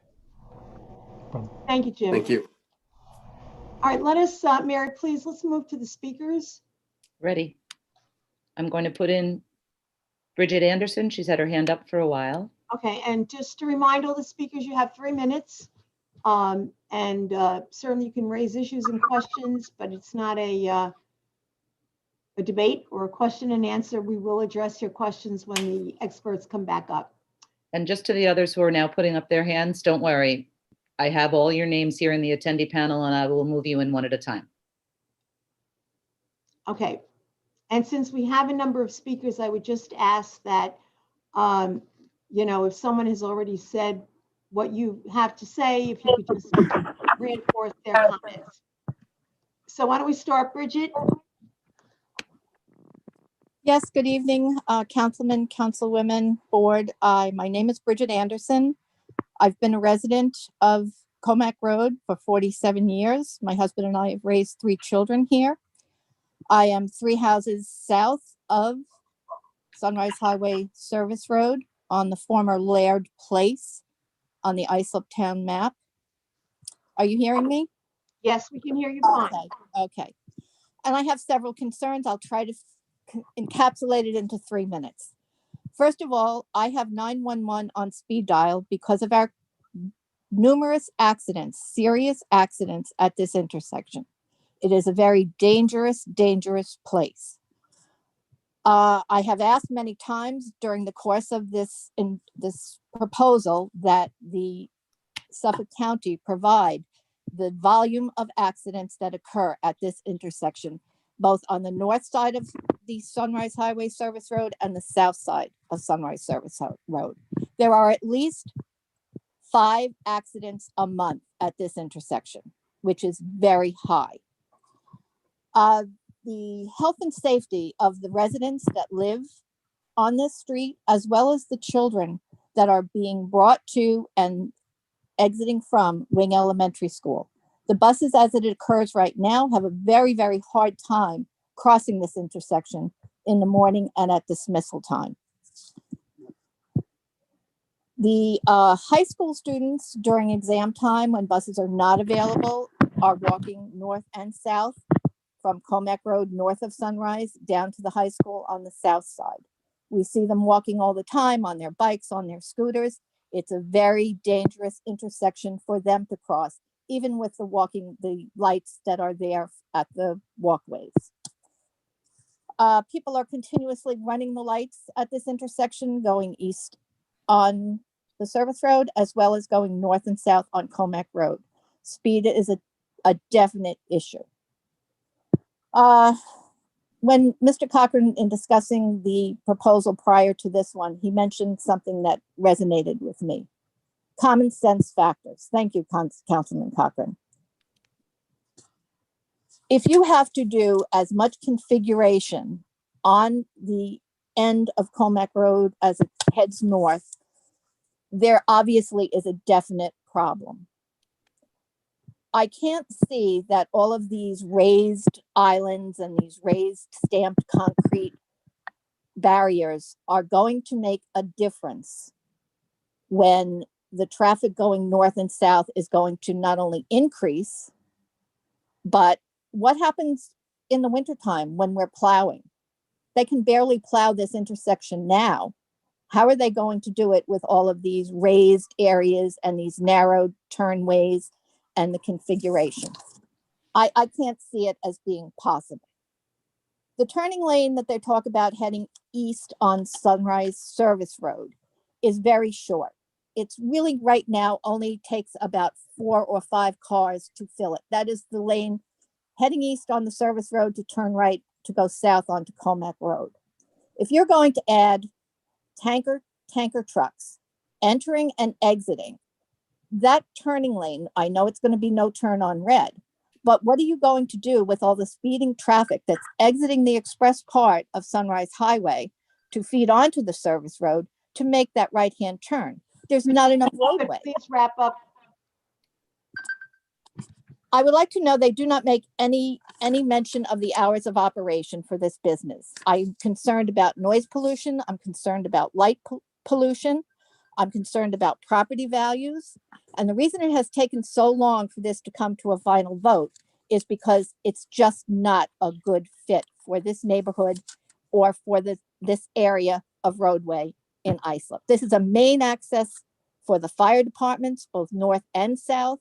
If traffic is backed up. Bridget, really, you're well over your time. Thank you. Thank you for listening. Thank you. You're welcome. Thank you. Please make the judgment for the people of this community, this neighborhood. Thank you. Thank you. Next speaker, please. Peter D'Angelo.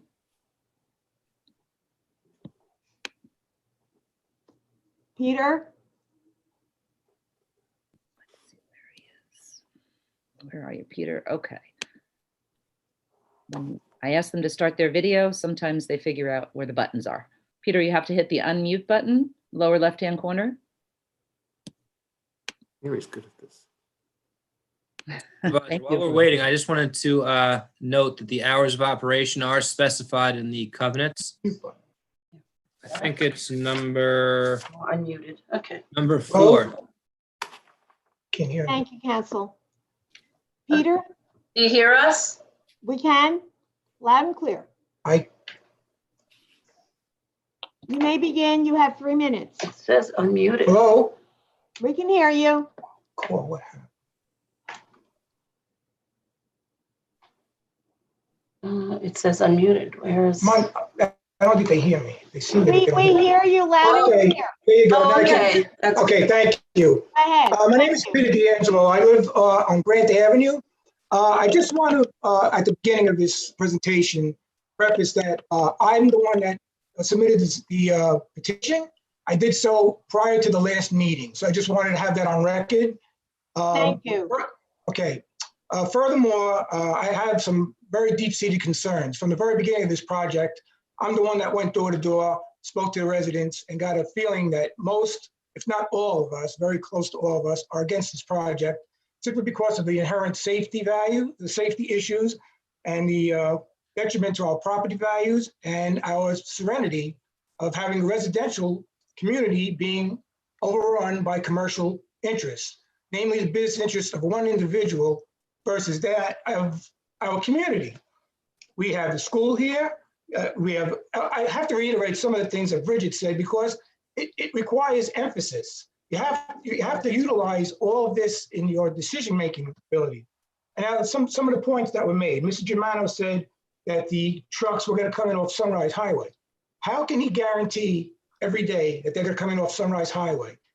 The hours that they're going to come in, the noise that's going to happen. No one's going to be around to enforce all of this. This plan's going to go through, and then no one's going to be able to enforce anything that's written down on paper. But then we're forced to bring the police and the town back into the fray of this whole situation. I think that this zone change is rather radical because I think what it does is it takes that serenity of the community and exacerbates issues that already are underlying and takes them to another level, particularly with the accident ratio, with the hours of operation. We don't know yet how that's going to affect us as far as the deliveries and so on and so forth.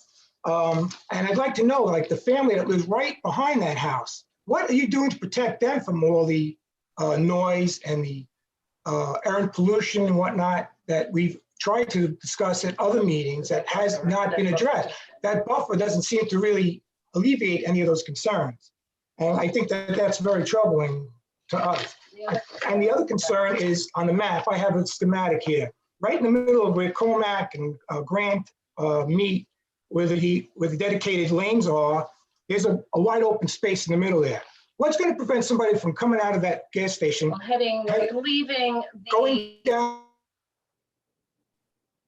out to Grant, going towards Grant, going south, making a U-turn to try to go back, in an effort to go back north. I mean, that's an issue that you have to concern yourself with, because as it is, we travel those roads day and night, so we know what it's like. And I know when this traffic study was done, it was done during the pandemic. And the reason I know that is because I was one of the few cars that was on the road at that time, because I'm an essential worker, and there were very few cars out there at the time.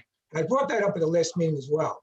Mrs. D'Angelo, your time is up. You've exceeded it. So if you could please wrap up, I'd appreciate it. Okay, well, The main concern too is heading heading east at that light, at the traffic light going south onto Comac Road, where you put that no turn on red. I have a feeling there you're going to have an issue with a lot of cars backing up, especially during rush hour coming home from work. And it's actually going to impede the entrance too that you've put onto the service road. I could see cars backing up there and not even being able to get in the gas station.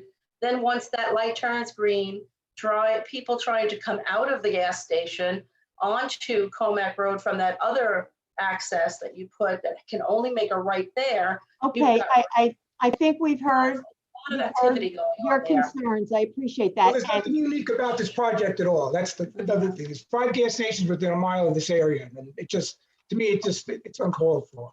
Thank you for All your right, time. thank you. Thank you very much. And we will have your concerns addressed for sure. Madam Supervisor, can we get the identity of the woman who spoke, please? That Mrs. was D'Angelo. Mrs. D'Angelo. Fine, thank you. You're welcome. Next speaker. I've just promoted Peter Indelicato. Could you hear me? We can, Peter. Okay, I can't see you, but okay. Okay. My name is Peter Indelicato. Just I to live remind on- you, you have 3 minutes. Yes, And, we have yes. the timer going. Thank Yes. you. My name is Peter Indelicato. I live on Grant Avenue. I am totally opposed to this because what I see is a handful of people want it and a lot more people do not want it. I don't know why this is like being passed through. This is totally ridiculous, out of character with the area. We've had accidents. I pick up a garbage can every 2 weeks of paper and crap on Grant Avenue. We're going to have more paper and more crap. Now we're going to have more noise, light pollution, air pollution. We're going to have everything again on this block. And who's not to say who's going to hang out at this gas station, delicatessen or whatever it's going to be, a food mart. Undesirables are going to go there. It's going to lower my property value. They're going to be urinating on my property. I don't want to see that. This is totally out of character with the area. It never should be approved. It never should be brought up to the town board.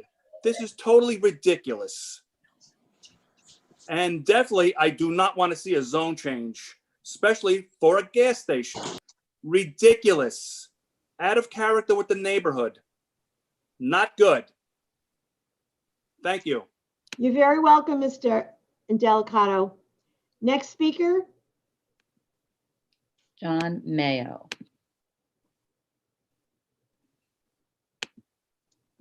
Mr. Mayo.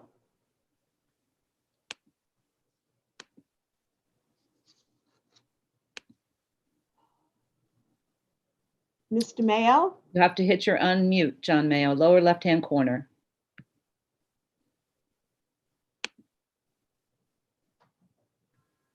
Where'd he go? I think he may have just left the meeting on accident. Okay, let's get somebody else. David Bloom.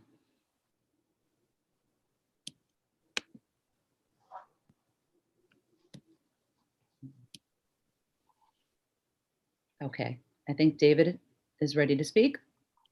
Hi, good evening. My name is Dave Bloom. I'm a lifelong resident of the town of Islip. I also own and operate a successful business in the town of Islip, which employs 12 people.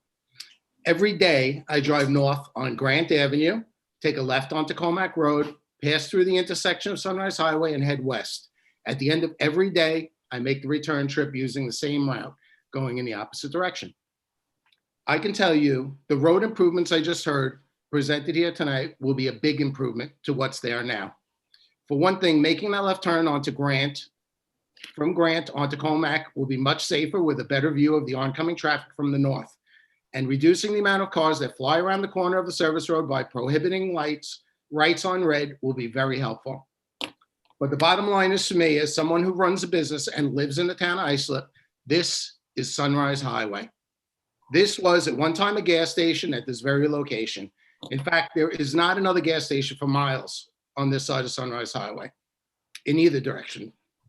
So between the road improvements, the location on Sunrise Highway, the lack of gas stations on this roadway within several miles, and the many changes that this applicant has made at his own expense to fix the longstanding problems at this intersection, I respectfully urge you to approve this application in the interest of our whole community.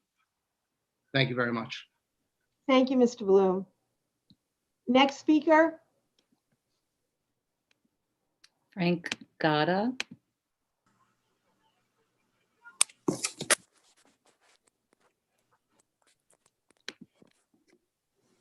Frank, Yes, hello. go ahead. You have 3 minutes. Okay, David already made all the points that I agree with. Somebody's finally coming up with a solution to the intersection. Just a few things I want to add. Nobody takes into consideration. If you need milk, you go to 7-Eleven on the North Service Road, then you make a right out of there and you cut through their neighborhood to get back to Comac Road. So that adds traffic to that part of the neighborhood. Also, if you need gas, a lot of people cut through the school or they have to go up 111 to the Speedway. After they leave the Speedway, they make the right and they go into that neighborhood because they don't want to be bothered getting onto 111 and take the back streets to get back to Comac or Wingham Hopog. So if there's a gas station there, it's also going to alleviate traffic in those neighborhoods over there. Also, the simple point is gas prices are going up. They're definitely not going down anytime soon. Add another gas station, you have more competition, keeps it down. Plus another business adds to taxes. Plus nobody on Grant Avenue is going to be able to see it. Plus Sunrise Highway is a 10-lane highway. So we don't have to worry about noise. The noise is there for years. It's not going anywhere. It's 10 lanes. The last thing I want to say is I do not know this man until he knocked on my door to show me the proposed site. He does own the Valero in Patchogue on Hospital Road where my in-laws and my father live right down the block at La Bombe. All they do is rave about his service station. It's always clean. It's always upkept. Everything's up to date. He's always planting new flowers. So, and that man doesn't even live out there. He lives out here toward the East Islip area.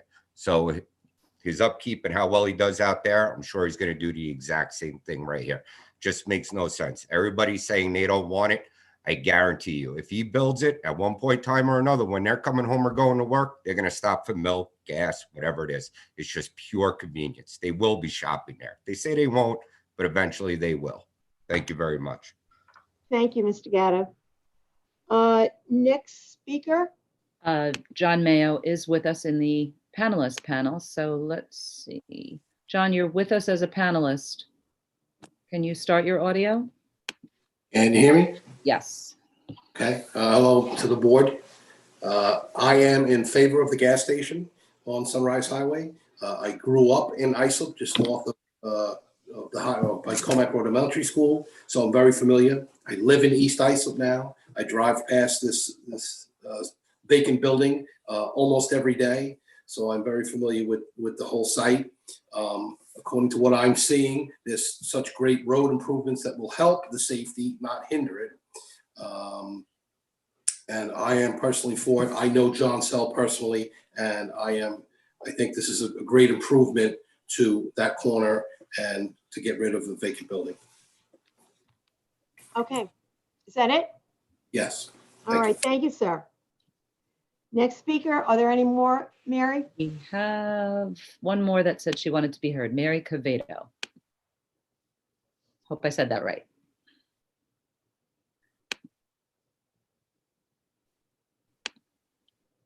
Mary, you have to unmute yourself.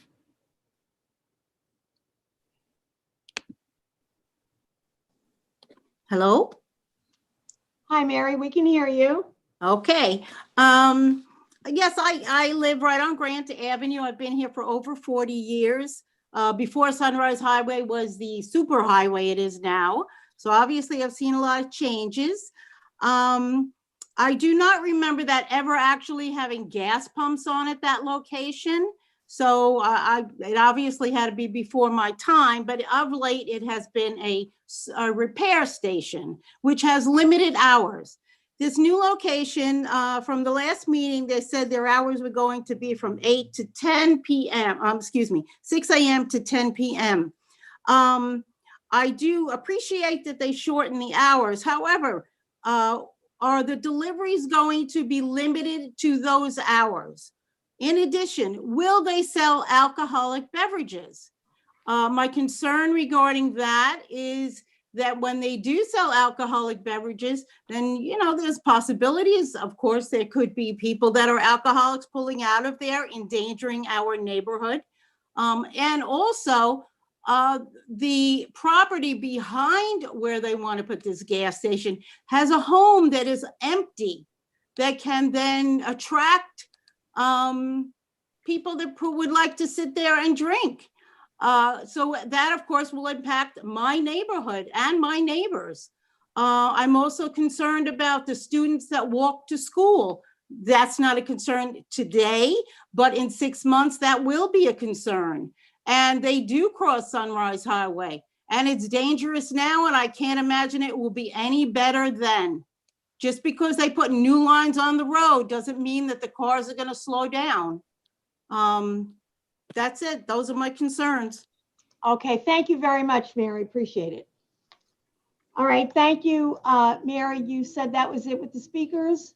That was it with the speakers that wanted to be heard, yes. Okay, thank you very much. Let us hear now from the applicant again. Quite a few issues were raised, and I'd like you to address them.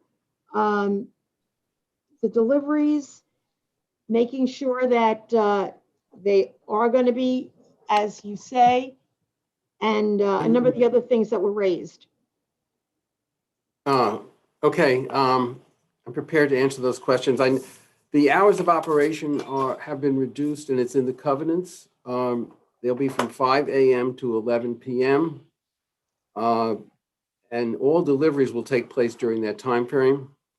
And the canopy lights will be turned off at 11 p.m. as well. And that's also in the covenants. Okay.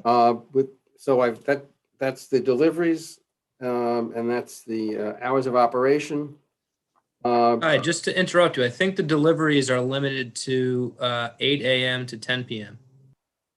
That's okay too. That was the garbage. That was garbage. There's no garbage pickup, but. Well, it says, the way the covenants read, it says dumpster access, deliveries, and/or garbage pickup. Yeah, and we're fine with that. In the hours of 10. I would be a lot more comfortable with that. We don't That's need fine too. rules about Okay. trucks at 5 in the morning. 8 a.m. to 10 p.m. That's fine. We're good with it. Now, it is a little bit more than someone raised the issue of not really thinking this is going to help with the traffic, that it's just going to be new lines. I understood it to be a little bit more than that. Do you want to elaborate on exactly what is being done? Yeah, I'd like to introduce Wayne Muller, our traffic engineer. Okay. To review that with the board. Wayne, do you want to can you put your plan up? Got it. Good evening, Supervisor Carpenter, members of the board. My name is Wayne Muller. I'm with the firm of Robinson and Muller Engineering. Our offices are at 50 Elm Street in Huntington. And as Mr. Germano has indicated before, maybe if we could screen share again, and actually I will try to share my screen. Okay, am I sharing the screen? Yes. Okay, great. Yes, we prepared a very, very detailed conceptual roadway improvement plan in order to improve traffic conditions and/or traffic safety in and around the subject property that's under consideration here tonight. And Guy did a very good job going through the very specific details of the plan. Now, bear in mind, these plans still require to be fully engineered and go to the New York State Department of Transportation and/or the Town of Islip Department of Public Works. But in concept, The improvements that you see before you that are depicted on the plan have been approved by both the New York State Department of Transportation, the Town of Islip, Department of Public Works, and have received the blessing of the town's traffic consultant, L.K. McLean Associates. As Mr. Germano has indicated, it's taken us about a year and a half, plus or minus, in order to put our heads together and come up with a plan that we believe will improve traffic safety for both vehicles and pedestrians. And I'm going to go in a little bit of a reverse order than Mr. Germano did, but and focus primarily on the South Service Road. So as indicated on the aerial photograph that was shown before as part of the presentation, we are shifting the driveway that currently exists on the service road further to the west by about 30 feet. And what that's going to do is provide greater separation from vehicles that are stopped on the service road at Comac Road and the driveway, thereby improving that situation. As indicated on the plan and as indicated by Mr. Germano, it is our proposal to install no turn on red signs and have those signs ordinanced in order to improve traffic safety. And what we've seen, and you can see it here, is there's this intersection, the South Service Road and also Grant Avenue, is extremely wide. There's just a ton of pavement. And I think what happens is that as people are traversing north and south on Comac Road primarily, and or east and west on the South Service Road, you're faced with people who may not be in the proper lane, who are driving across lines, because again, there's just a lot of pavement. And so what this plan does is it formalizes the way that vehicles will traverse through this area. And some of it is by the use of pavement markings, which we could see in this area right here where my cursor is, in order to keep people in the through lane going south on Comac Road from the North Service Road. And then we're going to install a series of mountable islands. They'll be made of concrete, and we just showed them as stamped concrete for decorative purposes. But they'll have a mountable curb, meaning that emergency vehicles, plows will be able to drive over the islands and not have damage to those vehicles. And what we're doing is we're really channelizing all the traffic so that it's in the proper lane as it traverses north and south. And the primary area that we're doing that is down here at the intersection of Grant Avenue, Comac Road, and Wallace Street. And you can see by installing this concrete island right here, what we're doing is we're clearly separating out the traffic which is traveling south on Comac Road, which desires to travel to the south and then west on Grant Avenue. So what I've seen when I've been out at this intersection, and I've been there numerous times, is that people coming out of Grant Avenue now are faced with traffic that's coming south on Comac Road, and it's really difficult for them to tell whether or not someone is traveling south or continuing south on Comac Road, south of Grant Avenue, or they're making a right turn into Grant Avenue. And I believe that some of the accident potential in this area is based on the fact that it's very confusing for the motorist who's coming out of Grant Avenue. By installing this island, we are able to move the stop line up approximately 25 feet and give people a clear view of the traffic that's traveling from the north to the south on Grant Avenue. In addition, as it relates to the safety of pedestrians in this area, you can see that there's a pretty substantial pedestrian crosswalk network, specifically at the intersection of Sunrise Highway, South Service Road, and Comac Road. There are pedestrian indications that aid pedestrians in crossing the service road and also at Comac Road. We've taken that one step further in order to improve significantly pedestrian safety. And you can see by the installation of that concrete island that we're proposing on Comac Road at Grant Avenue, we have the ability to install crosswalks, which will then aid in the pedestrian activity that wishes to cross Grant Avenue and continue south on Comac Road. Again, another significant improvement.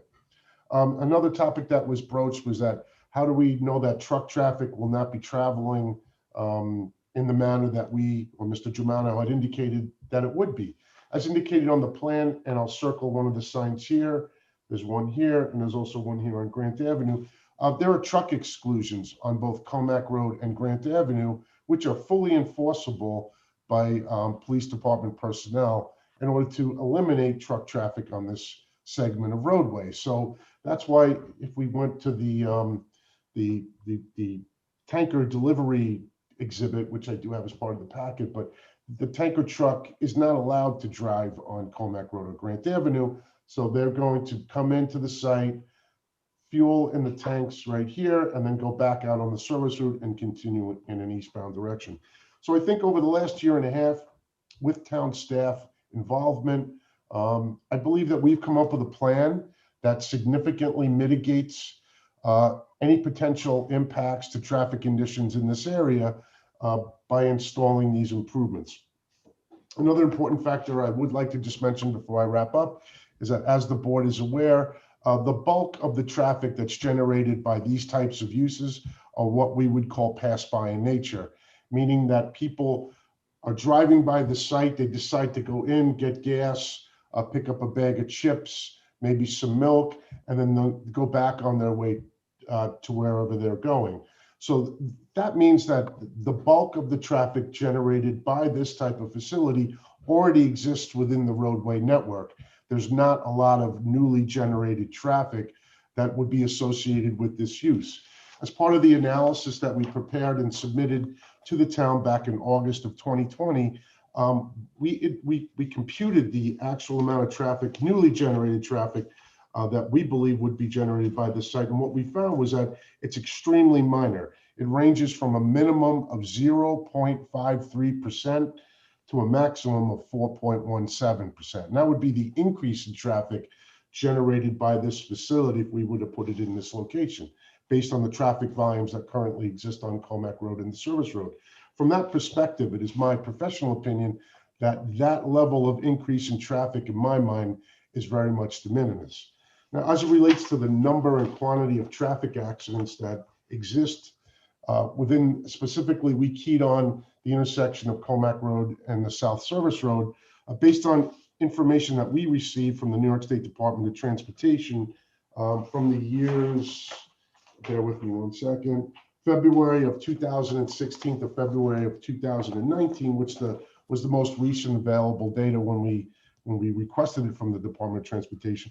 There were a total of 21 accidents at that intersection over 3 years, relating to 7 accidents per year or 7/12 of accidents per month. So it's the number of accidents, as indicated by some of the residents, in my opinion, based on the data that we've obtained from the Department of Transportation, is significantly overstated.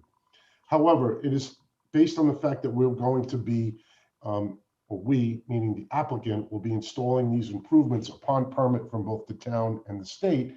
We believe that there will be a significant improvement in the overall accident history at this location due to the fact that these improvements will be installed.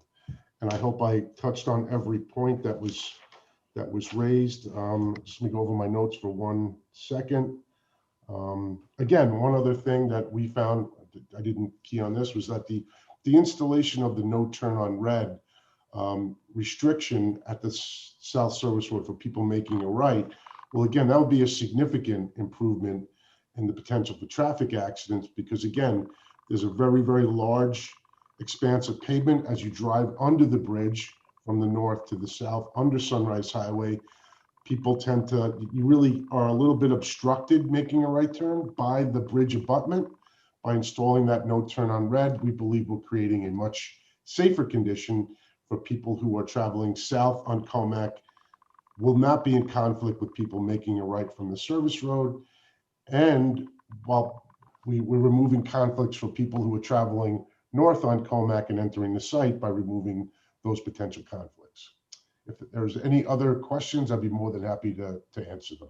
Thank you, Mr. Muller. As someone who travels that road quite often, I have to agree about that no turn on red. I come that way, I come down Comac Road.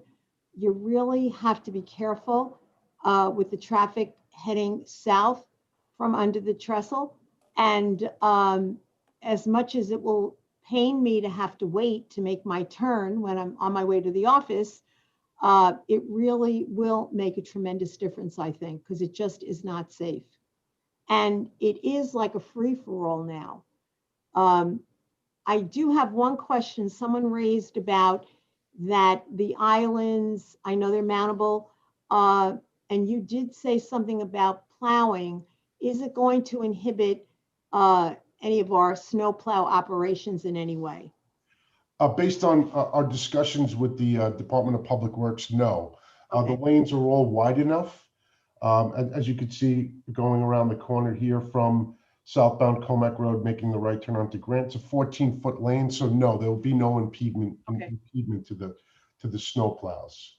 Well, depending on how things go tonight with this application, if it is approved, I, would say to everyone that we will, move mountains to make sure that these improvements are pushed forward as quickly and expeditiously as possible, especially all of that signage and, the crosswalks and everything else that's going to make this so much safer for the residents in the area, those that are traveling, to school.